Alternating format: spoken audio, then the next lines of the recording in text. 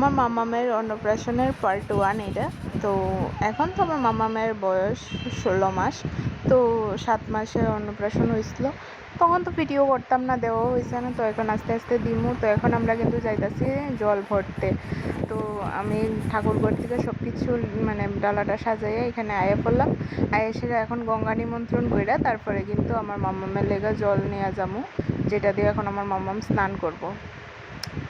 তারপরে দিয়ে এখানে তো আমি মানে সব নিয়ম কইতে পারি না। তো আমার শাশুড়ি, আমার জাল, আমার কাকি শাশুড়ি, তারা সবাই কইয়া দিতেছিল, আমি করতে আসলাম। তো এখন এখানে পান দিয়া দিলাম, পান দিয়ে কিন্তু গঙ্গা মারে নিমন্ত্রণ করলাম।